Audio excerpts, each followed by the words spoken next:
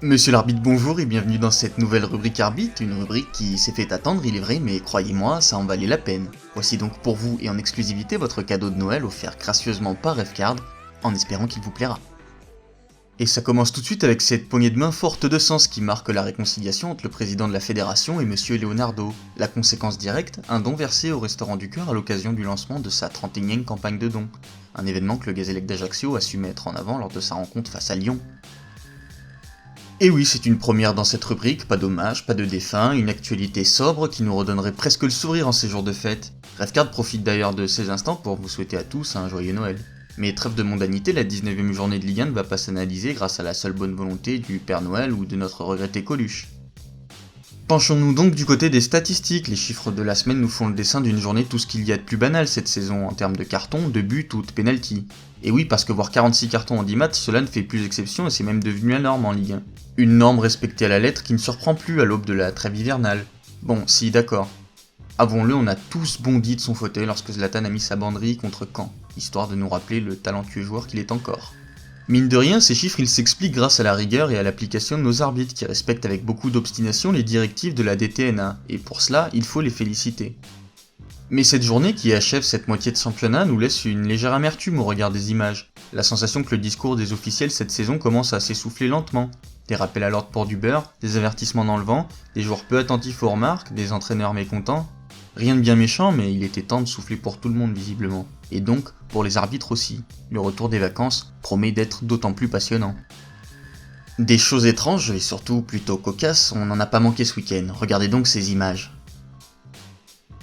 Eh monsieur l'arbitre, dites-moi pourquoi vous avez un ruban qui fait 4 fois le tour de votre bras? C'est en prévision des fêtes de Noël? Oh, qu'il est con. Allez, merci, dégage. Oh non, mon Dieu Seigneur, pas encore me lasser. Dis-moi, monsieur l'arbitre, dis-moi, comment je fais moi pour jouer au foot sans me lasser, hein?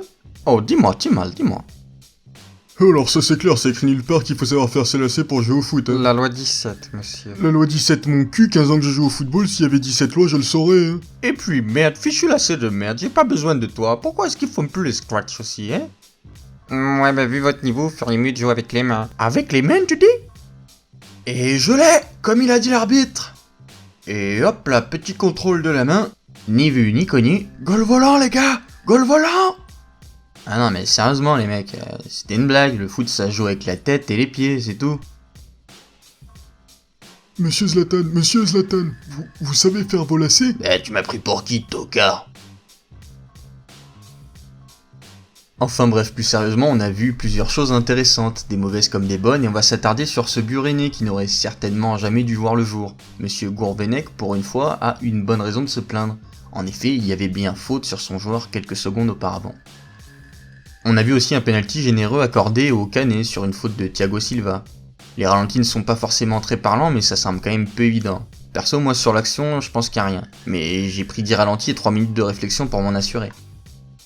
Monsieur Bien lui aussi s'est laissé emporter à la 3ème minute du match entre Monaco et Troyes, en sifflant assez facilement cette faute irrémédiablement synonyme de carton rouge. C'est un peu tout ou rien sur ce genre d'action, vous me direz. Le profil du match étant modifié, l'arbitre se montrera peut-être un peu trop indulgent par la suite avec l'équipe réduite à 10 qui aurait dû ici concéder un autre penalty. Le défenseur attrape clairement la jambe de l'attaquant, il n'y a pas de doute possible. Cette 19e journée est heureusement composée de fort belles actions à l'image de cet avantage qui aurait été parfait sans ce hors-jeu de la star parisienne. À quelques centimètres et c'était bon, enfin vu comme il avait en danger derrière, il n'y a pas de regret à avoir. On a vu aussi parfois des gestes consternants comme cette touche incorrecte bien vue par l'assistant de monsieur Delerue. Même un joueur pro peut faire preuve d'inattention comme quoi. Mais consternant, c'est surtout le niveau de médiocrité de la goal line technologie qui a, semble-t-il, complètement déraillé sur cette action. Regardez-moi ça. C'est juste pathétique. 50 millions d'euros pour ça, c'est franchement scandaleux. Scandaleux, il n'y a pas d'autre mot, sérieusement. Regardez-moi ça. Ah oui, en fait, non, il n'y a pas but, excusez-moi. Esprit de Christophe Dugarry sort de ce corps. Au rayon des bonnes décisions, monsieur Millot s'est également signalé grâce à son placement. Il a ainsi très bien vu qu'il n'y avait pas main sur cette action et évite donc un penalty controversé à l'encontre des joueurs rennais. Bien joué. La remarque est valable pour monsieur Fautrel qui décèle avec autorité cette simulation du joueur nantais. Je peux vous dire que ça le fait pas rire. Ah ça non, ça le fait pas rigoler monsieur Fautrel.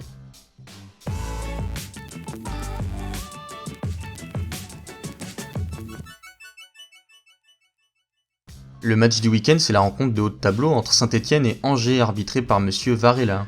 Des équipes au niveau très proche dans un match engagé, c'est pourquoi l'arbitre prend les devants en effectuant un rappel à l'ordre suite à un corner dès la 5e minute. Une mise au point presque prémonitoire puisque la première grosse faute intervient quelques secondes plus tard sur ce tacle de l'attaquant stéphanois. Et comme on pouvait le pressentir, malgré les précautions prises par monsieur Varela, le premier carton tombe à la 9e minute après une intervention un peu trop appuyée de Fabien Lemoine.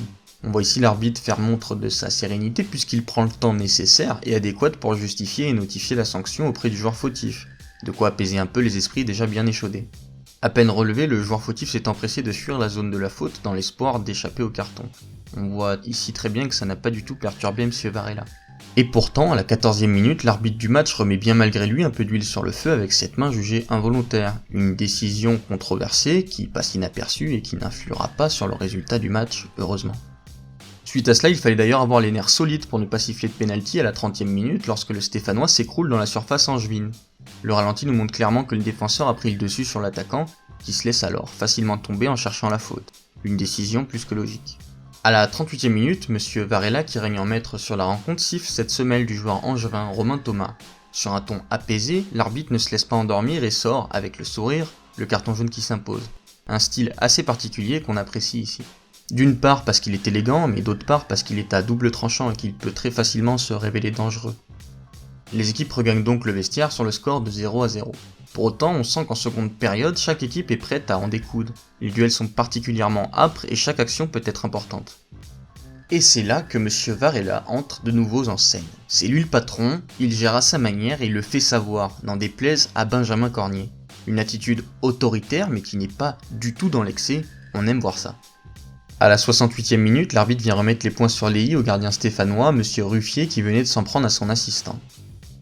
Alors que Saint-Etienne mène 1-0, les minutes qui ont suivi ont été très intenses. On a vu monsieur Varela sortir plusieurs cartons jaunes qui étaient nécessaires pour garder le match sous contrôle. Avec autant de tension, il fallait être extrêmement serein pour prendre la bonne décision sur cette action à la 81e minute. On pourrait croire, à vitesse réelle, que le gardien stéphanois fauche volontairement l'attaquant, synonyme de pénalty et d'exclusion. Mais il n'en est rien. Une décision importante qui n'aura pas nécessité de ralenti pour notre arbitre, bien dans ses baskets. À la 84e minute, l'attaquant stéphanois croit voir venir l'action du 2-0, mais il est stoppé dans son élan par Romain Saïs. Le rouge n'est pas de rigueur et M. Varela le sait. Il prendra à nouveau une très bonne décision. L'apothéose arrive à la 88e minute avec une action d'école pour la Goal Line Technology. Parfait.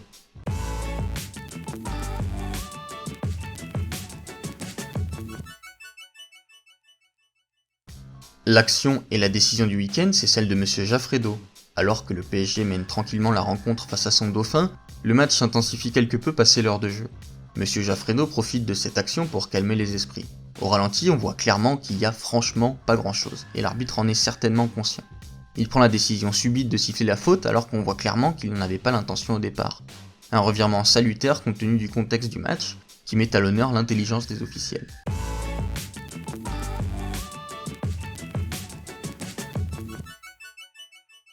Le carton rouge de la semaine est adressé à la jurisprudence relative aux affaires d'arbitres agressés. Alors que les ligues et les districts se battent chaque week-end pour régler les graves problèmes de comportement de nombreux individus qui en arrivent aux extrêmes, les sanctions sportives, comme chaque semaine, s'abattent sur de nombreux clubs. La tendance prime pour la sévérité et l'on voit de plus en plus les sanctions s'allonger.